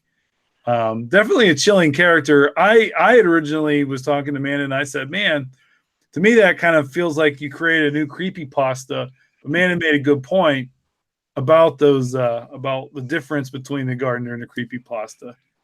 And that was basically that the Gardener, I think, just kind of does a function. Like he's not really out there to like mess with people. So if the guy would have just kind of like, let him go, if he would have just kind of like, avoided conflict with the Gardener would have just, went out and did his thing, and that would have been it. He would have just had. The Gardener didn't run after the guy and try to force feed him the water. He just got in the way, and the Gardener is just a force of nature who's helping out this dehydrated landscape by giving it beautiful, beautiful wildlife. Sure, it's weeds, but I mean, whatever. Yeah. Does the Gardener only produce weeds? Like it's not like his water would if there was corn, if it was corn seed under the water, would the corn grow? Why you gotta say corn, Gran? What the heck? Come on. You have corn thing? You have a corn problem? I'm a Nebraskan, bro. I see. Some corn mash? Oh, PTSD. Oh, hey, I'm down with some corn mash, though. Let's talk about that. There you go. 2 p.m. I don't think he would grow corn or anything else. Just weeds? I think it's No, I'm curious. I'm sincere. Like, because that would make that I mean underlines the idea that these are two individuals that are just trying to live their lives and pursue their purpose. And if the Gardener could never grow anything but weeds, then they will always be at cross purposes, and that's true. And that's interesting, as opposed to if he could, it would be like I guess I want to know that the farmer couldn't just have gone, hey, can you just come on over here to this field, great, and then it would all be fun. I would say no, but I think the gardener's purpose is to try and restore, I guess, ecological balance. And the first thing to grow back if humans just disappear overnight Right. is weeds. That's right. And then after that, trees come and, Right. So eventually more stuff would grow out of there. Right. I think Sound like you an also evil made the swamp. comment that the that there's more going to the story too if you look deep into it. For instance, the the ground itself is almost supernatural in the fact that nothing is growing out of it. So it's like kind of cursed, I guess. Yeah, the drought isn't natural. The protagonist alludes to the fact that the gardener isn't the first supernatural being that he has seen in this area. He's just the creepiest that he's seen. So there's like something weird going on in that valley. Nice. So the drought, so the drought is maybe the precursor. The drought comes first, and then the gardener follows. Oh, I don't know. I hadn't. Oh, wow, nice but observation. Like maybe it's like various. We didn't see the guy who came before whose job was the droughting. The droughting. Sequel. Well, I think I know what sequel story I'm going to work on. That was a good premise right there. Where there's a drought, the gardener will follow. Oh my Yeah. god, that's genius. Yeah, well done, Graham. Yeah. Good job. Thanks. The drought guy's really cool though. He's just he's a good hang. Yeah, he just wants everything to die. Yeah. It's dry up. He you know what? He's a guy. He's like a young hipster, and he goes around and he does that joke where he dries his teeth and then puts his lip out and he's like, "Is it dry? Is it dry in here? A little dry?" Totally different from the gardener. They do not get along. This is kind of coming full circle because, like I said earlier, the idea for the gardener I kind of had it, and someone helped me with part of the idea to make it flourish. And now it's done, and you're helping me regrow a new branch. I'm trying to come up with puns on the go, and it's not working. You just re-inspired me. That's awesome. Well, I mean, it's a great story. I mean, out of all of the stories that we've used in the Gray Rooms, I feel like yours is the only one that really has like a standout kind of unique monster type character. It's not a traditional monster type character because, like you said, I mean, if the gardener would, or if the farmer would have just like left, he would have been fine, right? Yeah.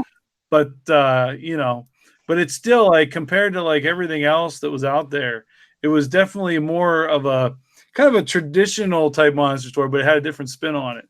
And I loved it. I mean, that was one of the reasons I think we made it episode 12 because, we wanted it to kind of stand out at the end as being something unique. I mean, because that is something we probably should have discussed. Like, how does something that was the very first story we produced end up like the penultimate episode where, man has been waiting like 100 years just to listen to this. Yeah. Yeah. Coining patience right there. I'll tell you what. I recall, I heard, I think I heard the version without the sound effects and without the music over a year ago. And right off the bat, I was blown out of the... I'm sorry, it's late. Like, my brain's not working super great, but I was blown away. Say something vegetation related. Do it. Blown out of the cabbage patch. Piston? No, that's... It's okay. Blown out of the water. Yeah. That works. Blown away by Grant's wonderful voice. Just making this character just perfect because it's just the right amount of, I wouldn't say aggressive, but like this is my land kind of voice. Right. Without being aggressive. There's sort of there's a character. It's sort of that the character who speaks in kind of there's not a lot of melody to the voice. It's kind of and you hate to make it in any way sound it's just how I imagine it's a voice that is efficient, and it's not effusive. It's matter of fact. And Yeah, exactly. Yeah. yeah, And you can tell that this is someone who he's probably not the oldest dude in the world, but he is world weary a little bit. And that reflects really well in your voice, in your beautiful voice. thank you. Yeah, Yes, Graham. that's the nice thing about the gray rooms and doing behind the door is because I think you could really see like the labor of love that everything is, because we really are passionate about the story and the voice acting and the music and everything that happens with this. It's just it's so great to be able to, hear the end result. It's so great to be able to talk to the people that did it. And I think it just kind of completes that whole picture because not everybody gets that. So thank you too, Manen, for coming on. Because it's one thing to, like I've was talking to you, throughout last year and everything, and we said you got me involved in this, but we've had a lot of talks about writing and things since then, and I feel like I wouldn't have gotten close to a lot of the people that I've gotten close to without the opportunity to do this podcast. So it's been a lot. Am I low key your pimp? You pimped everybody. Oh You're like you're the wind beneath our wings. Yes, I'm just gonna say yes. Corny, but I love it. Also, oh my goodness, the artwork is just amazing. I can't believe we didn't mention the artwork. Yes. Oh my god, we suck. Yeah, it was, yeah. Cassie. I love the artwork. I also really like the way my name is like etched into the tree. That is so flipping cool. Even the promotional artwork that Brooks did was also amazing. And then the way the hands were like crawling out from the bottom of it. Yes. Everything's awesome. Cassie Petit did that, and with the main episode art, and we got did amazing. It's fun because we got to see it kind of tradition a little bit. She kept like kind of just revising and revising it as she went. We got to see that, and also Brooks and Graham were doing the ones with the behind the door, and you saw the hands reaching out for Chappell's letter cool. L. I love that one so much. Yeah, it's delightfully creepy. Yeah, all the art is really fun. I think the fact that they're taking these dark themes and they're having some fun with it is a great. Absolutely. Oh, I have this image I made for Bob and Raymond that is half joking and half stone cold serious. So, well, anyway, we have a lot of fun making the promotional artwork, and you're gonna get to see. You gotta do a good job. And we've had some guest art. Bo did the ones for ground level, right? And so, Manen, I know you like to do art. If you ever want to do like some kind of little thing for us, you can. No, I mean I'm not saying pressure it. I'm just saying like if it's something you at some point down the road you want to do. I want to do the wedding invite for Bob and the name is Bob and Raymond. Yep. Bob and Raymond. I love it. I don't know if I can handle this. Listen, if you're gonna like put out a piece of media, you should know that someone's gonna draw a couple of shipping artwork. It's just a fact of life. It was always you, Ray. Did we just get a fan cameo there? Did we just get a fan copy? That was awesome. I really want like Graham to just start talking one day as Bob, like with the crazy like voice, like I know it's because he's doubled and tripled and however you do his voice, but that'd be so sweet if he just opened his mouth. Just five Bobs. Oh my. Yeah, it's funny because I keep thinking I should be able to open my mouth and just talk as Bob, but it takes me. It takes some. I don't know. I can't. I feel like I wouldn't do it well enough, and it's not worth sort of messing it up. If that makes sense. Preserve the legacy. Yeah. Well, for me, they think Graham Bob is a beloved and favorited, and that's your fault. So Yeah.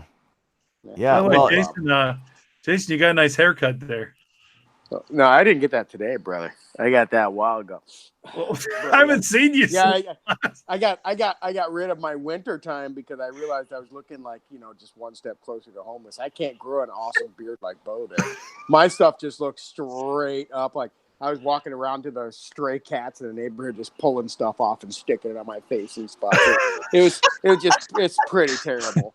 I'm So, I pretty got rid of it. sure I was on the phone with you while you were working in the post office, and one of your frequent stops Yes. actually made a comment about how like homeless you were looking. Yeah, it looked You know? terrible. Yeah. He was like, "You gotta get rid of that, dude. You gotta get rid of it. It's just as bad." I was like, Yeah. it was so funny. You can hand me a couple of bucks. I'll be cool with that. No big deal. Help a brother out. The real Raymond and Bob here is me and Jason's back and forth. Speaking of Raymond and Bob, I'm really looking forward to what's coming out, dude. Seriously. Yeah. Like I've been sitting there, man. I Me can't too. tell you so. And I'm also looking forward to the Bane series. By the way, Bane series is only for the patrons, always.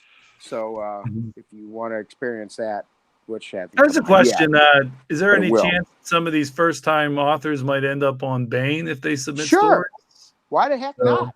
Why There not? you go. Possibility. Why not? Um, It's Bane's pretty much another. It's like it's part of the Grey Room's umbrella, so to speak, if I can say that. But yeah, it's a Grey Room's produced story. It's not the Grey Rooms, but it's more of a creepypasta kind of a format, more of a straightforward anthology. Yeah, it's only for the patrons. So it's a series within a series. what is the What are the Grey Room? rules? What exactly does the Grey Room's umbrella protect someone from? If you hold an umbrella over your head in the Grey Rooms, what is falling on you that you need? I just want to play with that metaphor a let little. me explain to you this. The Grey Room's umbrella works so well that you end up having my basement the last couple There weeks. you Can you just envision like an old Wile E. Coyote cartoons when he's standing there all charred from an explosion and he's just holding a stick with the skeleton of the umbrella above him with his nose drooped down, just looking at you like, what the hell? That's what we protect right there. Hey, Charlotte just mentioned that Bob is Hi, now Charlotte. on Twitter. Oh yeah. Bob's on Twitter. Well, that's right. Bob got a Twitter page. I don't understand. I feel like it's Bob with a bunch of numbers, and I never remember how to find it. Yeah. Well, apparently, when you just put Bob as your name on Twitter, it does that. Apparently, someone got Bob already. Crazy. Yeah, and I thought honestly it kind of fit, because Bob's not even his name. So I just thought, like, you know what? If Bob was going to make a Twitter, like, he seems kind of like out of touch with reality, So I just figured that would be kind of funny, Well, like, do you remember what the numbers are after his name? 8675309. if you want to follow Bob, it's Bob at Bob 397-97335. We're gonna fix that. What? We gotta fix. It's like an emergency phone number from the It Crowd. Yeah. I know. Somebody If you call dial that up and tell number, us what you get. you will call the Grey Rooms. As probably like the Grey Room's Twitter account approaches 1,000 followers, the Bob Twitter account will go to negative numbers. Bob has 27 followers. Can I just say Grey Room service? Boom. Yeah. Grey Room service. Oh man, Nice. what's the Grey Rooms? I kind of like that. Yeah. We I That's pretty did. good. I kind of Way- thought it'd way be to go, man. funny if Bob sort of had a way to throw his haiku out in the world, since people seem to kind of like that sort of thing. and maybe occasionally make a comment, but it's just something fun to do. And people were freaking out. They're like, Bob is a Twitter. And like I saw the patron and people were like, Bob is a Twitter. And oh my God. And then so it was fun.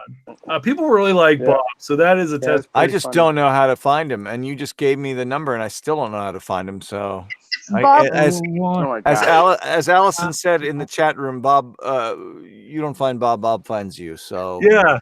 There you go. Oh, Bob. nicely done. Yes, that's true. I like that. I like it. I mean, I just feel like most of the things I'll probably just tag the gray rooms on, so you'll probably see it. Okay. But I really don't. I mean, I think it's. Wait a minute. You're Bob? What? Dun, dun, Ruin the illusion. Oh. Graham totally needs to have access to that. No, I like watching. No, but I do think. Well, that's what Bob does. Than that. I do think that we need to have Graham do some more recordings of haikus, and I think it'd be fun. I think it'd be a good time. We could probably knock out a bunch of those and have them in the can for all the national poetry events. There you go. Yeah. It'd be fun. Right one for which, Raymond. I have a little Bob recording I've got to do after this. Yes. Yeah, thank you for that, by the way. Appreciate it. Yeah. Oh well, let's wrap it up then, since you got that, and let's since it's May 4th, let's end with a final question. Oh yes. What's everybody's favorite Star Wars film? Mm-hmm. Excellent question. What's that? I'm Close sorry, out I with broke that. up on the last end of mine. What's your favorite Star Wars film, Jason? Favorite Star Wars My movie? Star Wars character? No, film. Hands down, friggin' Empire Strikes Back, bro. Yep. Hands down. Yep. I love the mean, introduction of the AT-ATs, the ATSTs, that whole Hoth battle scene. I mean, come on now. And when they have the shock troopers and the snow troopers coming in with Darth Vader breathing all heavy, like he's been hitting camels for 40 years. It's I don't know, man. That's good. Yeah, Empire all day, every day. Brian? I'm going with Rogue One. What? Wow, unexpected. I do like Empire Strikes Back, but Rogue One is definitely my favorite. You're not Star saving Wars yourself by kissing it there, Brian. No. No, no. Okay, look. Rogue One came out after Empire. Okay, so I personally prefer it, but back in the day, I did like Empire because the bad guy wins. That's my favorite idea of it. But Rogue One, the bad guy wins too, pretty much. So I'm down with Rogue One. Sorry, and I like fake Princess Leia. Fair enough. Manen? This is where I lose all my Twitter followers. I don't like Star Wars. I haven't really seen the movies. Favorite Star Trek movie? And crickets. Not the new ones. That's for sure. I don't. Just say A New Hope. Just say A New Hope. Just say A New Hope. No. Okay, damn it. I was trying to. Okay. You keep that spirit. You never sell out. Manen. Can I just say my favorite season then, which would probably be Voyager? There we go. Oh man. See, Star Trek. I'm going with Deep Space Nine. I didn't ask you, Brian. Wrath of Khan, baby. Wrath of Khan. That's my thing. The original one. It's been a long road getting from there to here. Graham. My time is finally here. And I see the dream come alive again. That Enterprise. That was the Enterprise song, right? That was the Enterprise theme song, wasn't it? Hey, if you're gonna do that, you got to do some bourbon at 2 p.m. Come on, man. I don't remember. I do remember it. I do remember it. At 2 p.m. The hook is the punchline is it's PM. Bourbon at 2 p.m. Like it's like, dude, you could totally reach out to JM and he would write you something. Well, we big time, don't have really. We gotta figure out where that song's going. It needs more bones. Yeah. I'm gonna go with Empire as well. Empire is an amazing film, and it moves. Well, the best thing about Empire is that it's the movement of that movie is that when one story slows down, they go to another one, which is flying off the rails. And then recently, I thought Last Jedi was a great movie in terms of breaking some of the rules. And the whole fiction needed to be shaken up, and I thought that did a great job. I guess you're right. If they want to continue the franchise, for sure. Yeah, because I mean, you're right. The Force Awakens was a great movie to sort of reintroduce everybody to all of the framework and the style, and it did it beautifully. But The Last Jedi was like, okay, great. Now we need to break some of these things, not completely, but every Jedi can't be related to Luke Skywalker. They just can't. You know, I still think Bo asked that question to get us to all fight or something again.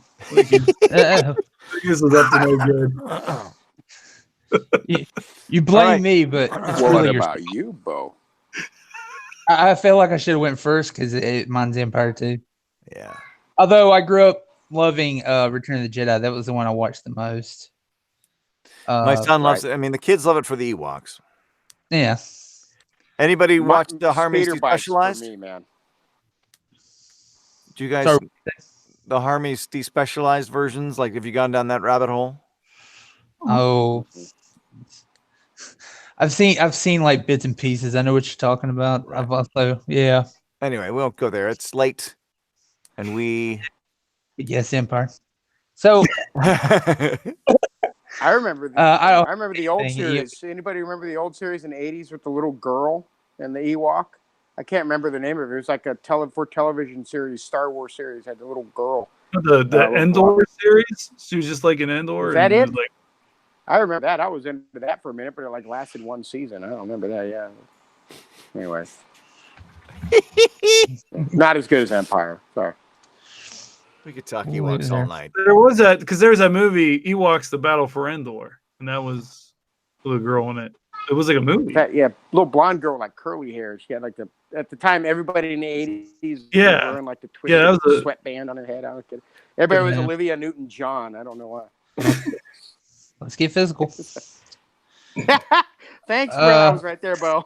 Hey, as long as nobody said episode 2, because that's the movie I can't even sit through. Like, it's so long. Yeah, well, and did we talk about this? The fact that poor Hayden Christensen is like, all right, so you're Anakin, but you got to end up as Darth Vader. So we got to have you do this irrationally mad, obviously lustful. Good, great. So then you'll get to where you need to be, and it's so ridiculously forced. Master, all of those moments. I'm ready, Master. Ridiculous. He just whines so much. He's so annoying. So I mean, a lot of people bash him for his acting, but at the same time, what he's being asked to do is impossible. Yeah. There was no chemistry either between him and Queen but he also had to be so lecherous from the get-go. They couldn't just fall in love. He's always got to be like, you don't know how much I've grown. I've grown a lot. And it's but like, all right, creep. Help that she knew him when he was like this little boy that like won the pod race, and he's like, and then she ends up having his kids. That's a little weird. You're gonna bear my children. Yeah, but because I love you? No, because the plot needs it. Yeah, he's like, he just looks at her. He's like, you look like an angel. They have angels in Star Wars. Hey, can you bear twins? Do you think you could bear twins for me? Yeah. They pretty much have Christmas too, anyway. What's that, Bo? So they pretty much have Christmas and one on Angels. Yeah. Or I'm sorry, what was it? Live Day or whatever it was. Oh, right. Yeah. Right. For the Star Wars Christmas special. Yeah. That's right. Which is Harrison's favorite thing. I downloaded that to show my son, and I stopped. We never actually watched it. But it's neat. Yeah. I will say it's got one cool factor. They took the rifle from Boba Fett, and that's going to be the Mandalorian's rifle in the show. Nice. And it actually looks really cool. Thing. So if anything came out of that holiday special, that cool rifle, we get that. Nice. All right, guys. Yeah. On that note, we really like got off a Yeah, tangent. no, It was a lot of fun. It's the we can last keep real it one, man. tight. Yeah. A lot of fun. All right. You know, we got wonderful individuals like Manen Lyset and Bo Chappell, Graham Rowat, Brian Black, and then me with check it out. I got it. Is this a different patron key? What is that? What is this? What is that? I don't know. We'll have to see, huh? We'll have to see. But yeah, I got a different key on. Shiny. Yeah, He stole it from Mr. T. Yeah. Well, I pity a fool that didn't pay attention to this entire show because it was a lot of fun. Well, yeah, we thank got you. sidetracked, but wonderful people. And thanks also to Allison and Charlotte, and I think they are the folks who are still with us in the chat room.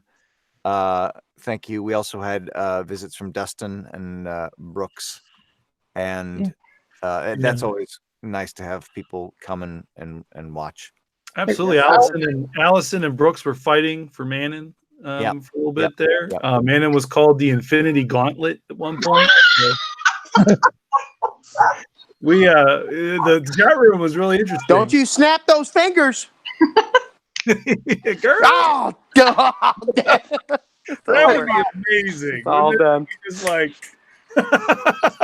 you should have aimed for the water can.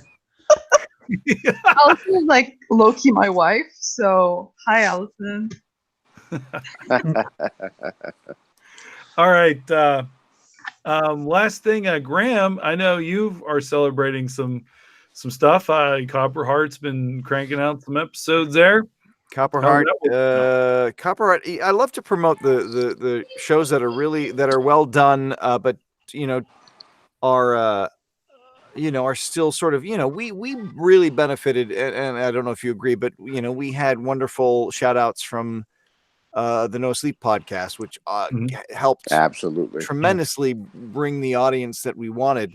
And there are other shows that don't have that leg up. So Copperheart, Mike Riggs, who is a new friend of the show, and Allison is also in Copperheart.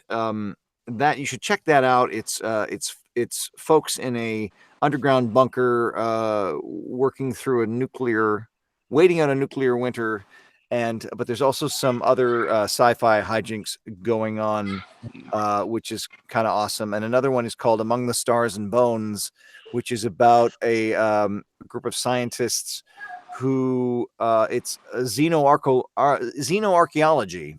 So it's scientists uncovering alien remains on other planets, and it's really cool too. So those are two that are new, and it's always cool to put the word out for new stuff, and they're growing their audience. Also, Standard Docking Procedure is a sort of a workplace sci-fi comedy, and I get to play sort of a Kirk, a Shatner-esque type character, who's a bit of a jerk, who's a jerk, who's a jerk. And then there's another show called The Van, which is about a group of superpowered teens who are kind of in jeopardy, and I finally got to join the show as sort of the big bad, and that was a lot of fun. Bad Grant. Yeah, it's always nice Grant's to. Bad guy. Yeah, but that's me. That's my thing. That's enough. That's my little me in a nutshell. That's good, man. That's what we want to hear. Got to record some Bob though. Got some Bob to do. Mike Riggs. Mike Riggs is great.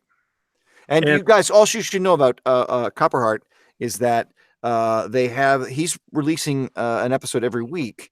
But what he does on not really, well, it sort of was his idea of what to do on the off week, but it's expanded, and so the Copperheart is a story that is happening, and the off week is a character in another bunker who's investigating the events of what happened in the main bunker. Yeah. And so his story is sort of happening after the fact, and what sort of serves as a recap of certain details sort of a recap of the episode the week before, but he's sitting there pouring through like, how did this happen? Who was this person? And that is Mike himself as the lead.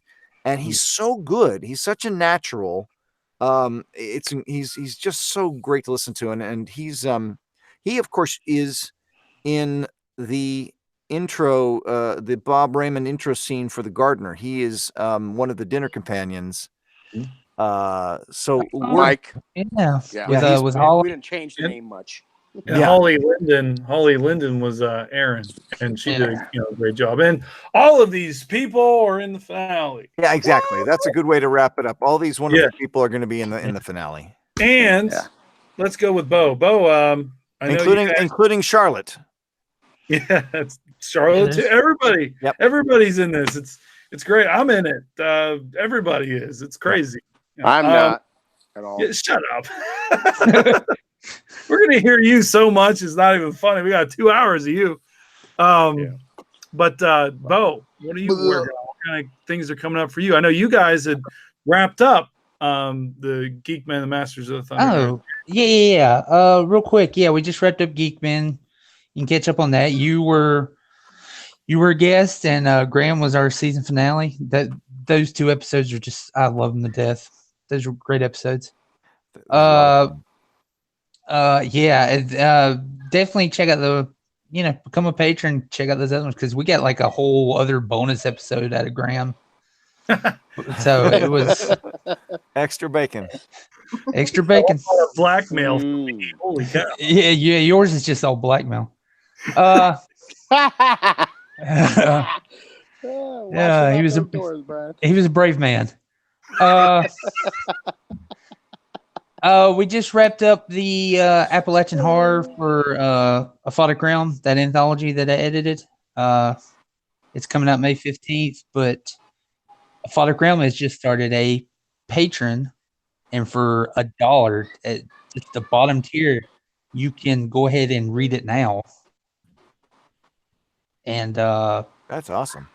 Yeah, so if you want to just go ahead and get it out early, pick it up. Plus, it gives you a chance to win a physical copy, if you so desire to. Which is cool, by the way. There's nothing cooler than holding that. Those things are awesome. Physical copies are so much cooler than digital copies, as I know, because I have a physical copy of Manen's book. Oh. And Brian only has a digital copy, so. But I have a digital copy of what you have. Just I mean, you could whack him over the head with your copy. He can't do anything with his. Yeah, exactly. Well, he could hit you in the head with a tablet. Yeah. Just break it. Just break it. And then well done, Allison's Graham. going to be in the. We'll get Allison Brandt in the finale too. Well done, Graham. That was good. 10 5 stars on that one, man. I got to record Bob. Yes, sir. We got to let Graham go. All right, guys. I'm good. I got to work. All right, everybody. Man, everybody, thank you ever so much. Thank you. Manen, thank you. Thank you, Manen. The Grey Rooms is because of Manen. Thank you, Manen. Thank you. Oh, by the way, if anybody's wondering where Manen actually was, Manen's been sitting right behind me doing this podcast. So, hi, Manen. Hi. Grew a Graham. Manen being the Lord of Pumpkins. Grow it. Grow it. He was made gardener. Thanks again, guys. Ever so much. Thanks, guys. Thank you. Nice to meet you, Manen. Thanks, Bow. Right. I'm gonna go hit stop broadcast now. So just all right, everybody. Since Graham left, I'm gonna tell you a horrible secret. He is actually Bob's